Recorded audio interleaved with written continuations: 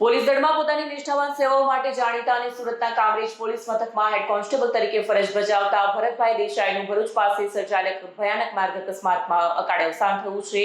આ દુઃખદ સમાચાર મળતા જ પરિવાર અને સાથી કર્મચારીઓમાં આઘાતની લાગણી ફેલાઈ ગઈ છે। મળતી માહિતી મુજબ અકસ્માત ભરૂચ નજીકથી પસાર થતા નવા બનેલા મુંબઈ અમદાવાદ એક્સપ્રેસ વે પર સર્જાયો હતો। ભરતભાઈ દેસાઈ પોતાની કારમાં જઈ રહ્યા હતા। તે દરમિયાન કોઈ અગમ્ય કારણસર વાહન અકસ્માતનો ભોગ બન્યો। અકસ્માત એટલો ગંભીર હતો કે ભરતભાઈનું ઘટનાસ્થળે મોત થયું।